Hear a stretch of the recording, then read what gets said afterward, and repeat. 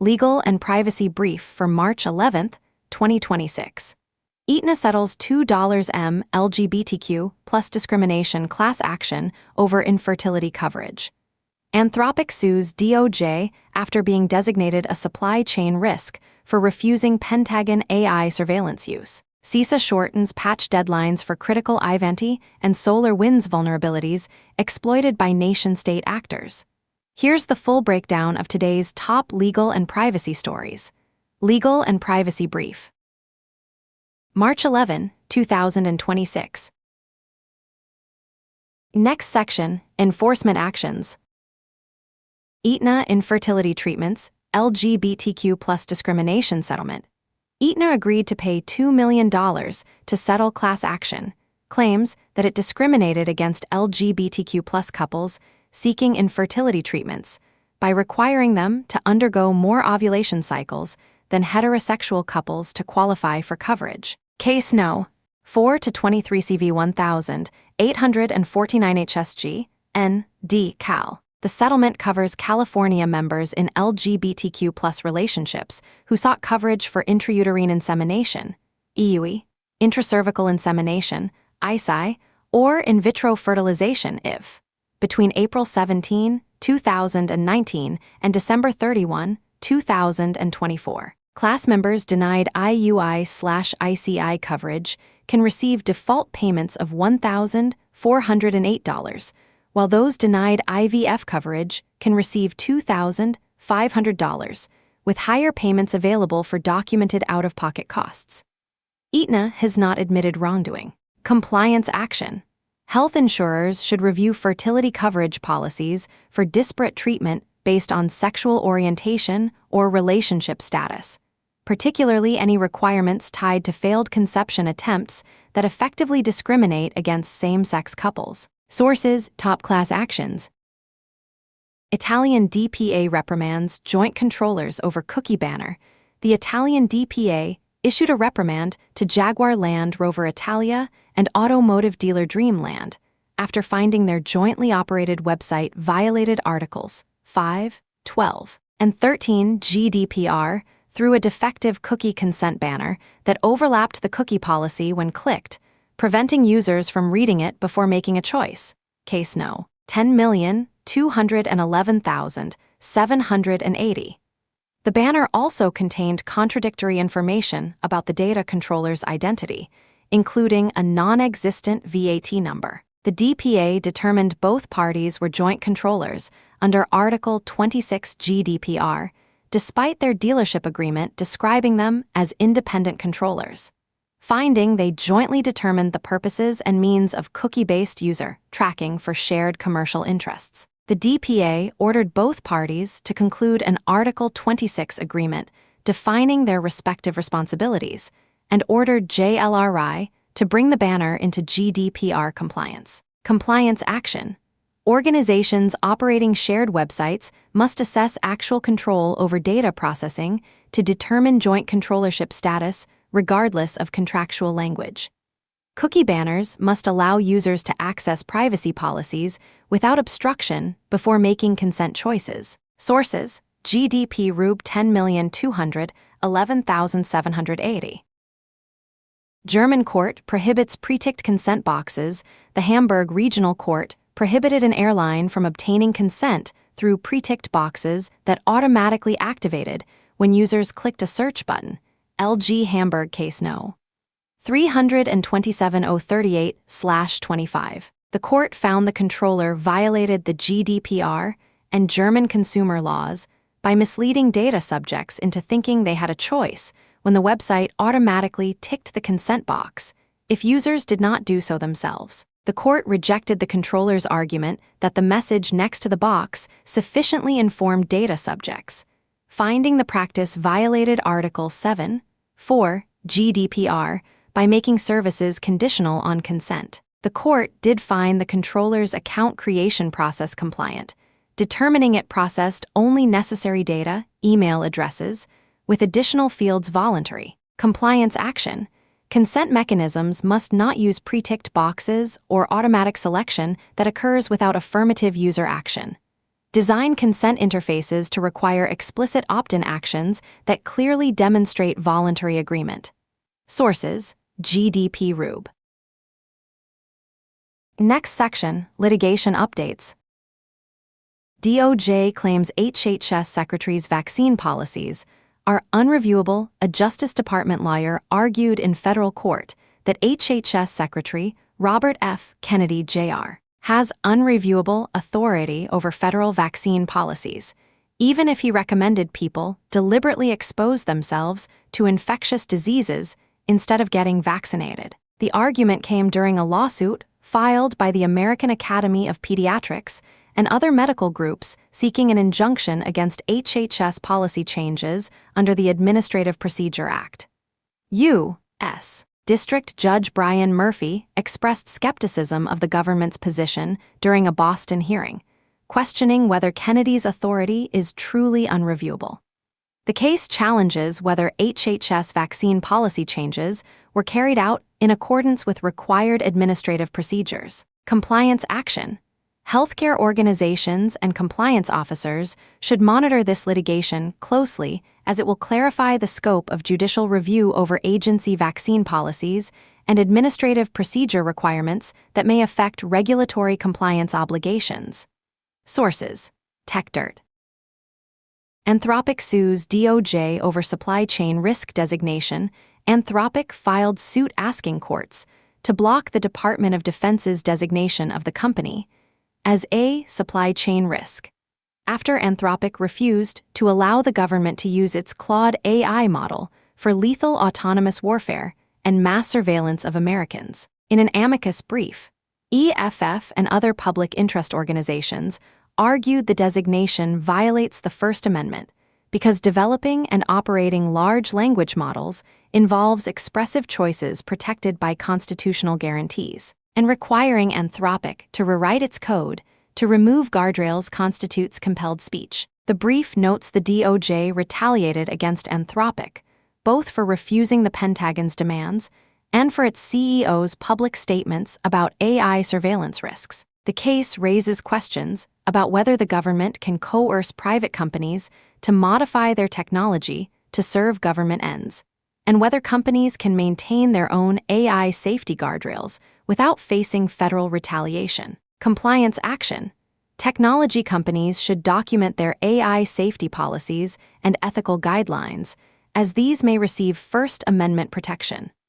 Organizations should prepare for potential government pressure to modify AI systems and consult counsel before removing safety guardrails. Sources: EFF Deep Links. H&R Block faces Military Lending Act class action service. Member Joshua Montgomery filed a class action lawsuit alleging H&R Block overcharges military members for tax refund advance loans in violation of the Military Lending Act, MLA, which prohibits creditors from extending consumer credit to covered borrowers at a military annual percentage rate, MAPR, exceeding 36%, case no. 3-26 CV 700 and 59 LLMSB, S. Decal. The complaint alleges that, while H&R Block markets the loans as 0% APRA and no fee, the product structure and required ancillary financial accounts generate revenue that causes the MAPR to far exceed the 36% cap when fees and charges imposed as conditions of credit are included. Montgomery seeks to represent nationwide classes of covered members charged refund transfer fees or check disbursement fees, and those subjected to arbitration agreements, class waivers, or jury trial waivers. The plaintiff demands declaratory and injunctive relief, plus actual, statutory, and punitive damages. Compliance action. Financial services providers serving military members must calculate MAPR, including all fees and charges imposed directly or indirectly as conditions of extending credit, not just stated interest rates. Review tax preparation and refund advance products for MLA compliance. Sources: top class actions. Department of Education sued over student loan balance, reporting federal student loan borrower Adriana Walsh filed a class action against the U.S. Department of Education alleging violations of the Fair Credit Reporting Act, FCRA and Privacy Act for reporting inaccurate loan balances when loans transfer between servicers. Case No. 1 to 26 CV 1358 SDNY. The lawsuit claims the DOE directs original servicers to suppress accounts rather than report $0 balances to credit reporting agencies, resulting in borrowers appearing to owe double the actual amount with two separate accounts showing outstanding balances. Walsh discovered the issue after her loans transferred from Nelnet to Mohella, finding her credit report showed she owed more than $300,000 instead of the actual amount. The complaint alleges the DOE has been aware of this issue since receiving approximately 500 credit reporting complaints since December 2023, but has failed to take corrective action. The lawsuit seeks statutory, actual, and punitive damages. Compliance action. Organizations that furnish information to credit reporting agencies must ensure accurate reporting when transferring accounts between servicers. Implement procedures to verify account status updates are properly communicated to CRAs during servicer transitions. Sources: top class actions. Reddit denied access to Dutch DPA investigation records. The Hague District Court rejected Reddit's request to access all records from the Dutch DPA's ongoing investigation into the company's data processing activities. Case No. C/9/697,000 and 42/KGZA26/2. The court found Reddit had not provided sufficient evidence to support its claims that the DPA possessed confidential or privileged information obtained through improper means. The DPA initiated the ex officio investigation in March 2025, following media coverage revealing that users' public content was shared or sold to train AI models. Reddit ceased cooperating with the investigation, arguing the DPA had access to incorrect or unlawfully obtained information, including material from a former employee. The court ordered Reddit to pay the DPA's litigation costs. Compliance action. Organizations under DPA investigation must continue cooperation even when disputing the investigation's basis. Requests for seizure of evidence require concrete indications of improperly obtained confidential information and well-founded fear of misappropriation, not general objections to the investigation. Sources: GDP Rube. Social Media Addiction Trial hears expert testimony. A California bellwether trial is underway involving allegations that Meta and Google intentionally designed social media platforms to encourage addiction in young users. Case No. JCCP 5255, Superior Court of California, Los Angeles County. Stanford University professor Anna Lemke testified that peer-reviewed studies confirm social media addiction is real and can cause or worsen depression, anxiety, insomnia, and suicidal thoughts. Citing a National Institutes of Health study tracking over 11,000 children that found heavy social media users who were not depressed became depressed after prolonged use. The trial focuses on allegedly addictive platform features including infinite scroll, autoplay, notifications, and reward systems, with pretrial rulings limiting claims to the platform's features rather than third-party content. Plaintiff Kaylee G. M., now 20, alleges social media addiction in her youth caused mental health problems. The trial is the first of at least 9 planned out of thousands of consolidated cases, and its outcome could influence settlement negotiations. Compliance action. Social media platforms and companies designing engagement features should document product design decisions and conduct assessments of potential addictive effects, particularly for youth users. Implement age-appropriate design standards and consider parental controls. Sources: top class actions. Watchtower uses DMCA to unmask anonymous Jehovah's Witness researcher. The Watchtower Bible and Tract Society sent DMCA subpoenas to Google and Cloudflare, seeking to unmask an anonymous Jehovah's Witness member who created the JWS Library website archiving historical church documents and research tools analyzing how the organization's public statements changed over time. The anonymous researcher, identified as J. Doe, used machine translation on foreign language documents to help the community understand church statements to different audiences and potential changes in attitudes toward dissent. Watchtower claims copyright infringement, but EFF argues in defense that Doe's research and commentary constitute clear fair use, and that the First Amendment does not permit unmasking anonymous speakers based on weak copyright claims. Within the church, dissent or questioning has been punished through disfellowshipping that severs family, friend, and professional relationships, leading Doe and others to speak anonymously to avoid retaliation. Compliance action. Organizations receiving DMCA subpoenas targeting anonymous speech should assess whether the underlying copyright claims are pretextual attempts to unmask critics. Courts will scrutinize subpoenas seeking to identify anonymous speakers when the alleged infringement appears to be fair use or protected speech. Sources: EFF Deep Links. Next section, Regulatory Guidance. CISA, the Cybersecurity and Infrastructure Security Agency, shortens patch deadline for critical vulnerabilities, the Cybersecurity and Infrastructure Security Agency. CISA added 3 vulnerabilities to its known exploited vulnerabilities catalog, with significantly shortened patch deadlines following reports of active exploitation by cybercriminals and nation-state actors. Federal civilian agencies have until March 13, 2026 to patch CVE 2025-26399.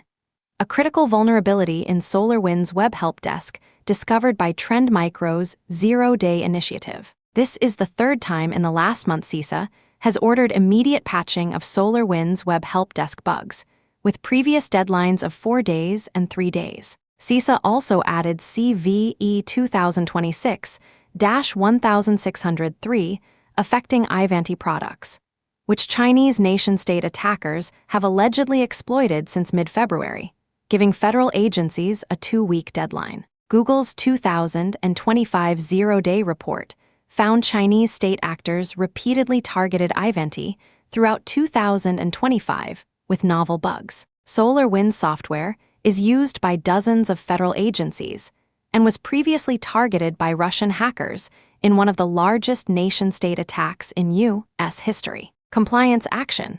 Federal civilian agencies must patch CVE 2025-26399 SolarWinds Web Help Desk by March 13, 2026 and CVE 2026-1603 Ivanti within 2 weeks. Private sector organizations using these platforms should prioritize emergency patching given active nation-state exploitation. Sources: The Record. Joshua Rudd confirmed as NSA Director and Cyber Command Chief. The Senate confirmed Army LT. Gen. Joshua Rudd 7129 to lead U.S. Cyber Command and the National Security Agency, ending a nearly year-long leadership vacuum after Air Force Gen. Timothy Haw and his top NSA deputy were fired in April 2025. Rudd, who receives a promotion to 4-star general, currently serves as Deputy Chief of U.S. Indo-Pacific Command, but has no experience in cyber operations or signals intelligence. Sen. Ron Wyden, Dior, opposed the nomination due to Rudd's vague answers when asked to commit to not using NSA foreign surveillance tools to spy on U.S. citizens without a warrant, with Rudd pledging to follow the law but declining to explicitly rule out the practice. The confirmation comes as Section 702 of the Foreign Intelligence Surveillance Act will expire next month without congressional action, with President Trump indicating he favors an 18-month clean extension. Compliance action. Organizations subject to national security surveillance should monitor developments in Section 702 reauthorization and any policy changes under new NSA leadership. Review data, handling procedures for communications that may be subject to FISA surveillance. Sources: The Record. Next section, Privacy Developments. Meta Ray-Ban smart glasses raise surveillance concerns. EFF issued a warning about privacy and civil liberties concerns with Meta's Ray-Ban display glasses and similar smart glasses from Oakley and other manufacturers. Photos and videos recorded with the glasses are automatically imported by default into the Meta AI mobile app, which is required for setup, and footage is fed to Meta whenever AI features are used. An investigation by Swedish newspapers found that Meta workers review and annotate camera footage for AI training purposes, including sensitive videos of nudity, sex, and bathroom use, which Meta claims is in accordance with its terms of use. The glasses are designed to resemble regular glasses to the point where most people don't notice the embedded cameras outside of a small indicator light when recording, which cheap hacks can disable. Recorded audio from conversations with Meta AI are saved by default, unless manually deleted after each use. When footage is saved to a phone's camera roll, it may also be sent to Apple or Google's servers depending on settings, where employees can potentially access the media and share it with law enforcement. Compliance action. Organizations should develop policies addressing employee use of smart glasses in the workplace, particularly in areas where recording would violate privacy expectations or confidentiality obligations. Review BYOD policies to address wearable recording devices. Sources: EFF Deep Links. Next section: Policy changes. UK launches fraud strategy shifting responsibility to tech companies. The British government unveiled a new fraud strategy that shifts more responsibility for stopping scams onto telecom companies, technology platforms, and financial firms. The plan includes a new online crime center backed by more than £30 million, $40.3 million, launching next month, bringing together government agencies, including the National Crime Agency and GCHQ, alongside private sector companies to share data identifying accounts, websites, and phone numbers used by criminal groups. The center will block scam text messages, freeze accounts, and remove fraudulent social media profiles at scale. The strategy responds to fraud accounting for approximately 40% of recorded crime in England and Wales, but receiving only 2% of police funding. Critics, including Starling Bank's head of fraud, called the plan disappointing for failing to require major platforms to take greater responsibility for scams occurring on their services. Authorities also launched Report Fraud, a national reporting system run by the City of London Police to replace the Action Fraud Service, analyzing reports from victims and the private sector to identify fraud patterns. Compliance action. UK technology platforms, telecom companies, and financial firms should prepare to participate in the online crime center data sharing program launching next month. Implement systems to identify and remove fraudulent accounts, messages, and content at scale. Sources: The Record. FBI warns of phishing campaign targeting permit applicants. The FBI issued a notice warning that cybercriminals are impersonating government officials and demanding fraudulent payments for land use permits through a sophisticated phishing campaign affecting victims across the U.S. The phishing emails target people and businesses with active permit applications and include detailed, accurate information such as property addresses, case numbers, and true names of city and county officials. The cybercriminals use publicly available permit information to craft emails on city letterhead, with professional language mimicking real zoning documents, including detailed discussions of review processes, planning commission procedures, regulatory compliance, and relevant ordinances. Many emails use at USA.com addresses instead of .gov and demand payment through wire transfers or cryptocurrency, often including threats to create urgency.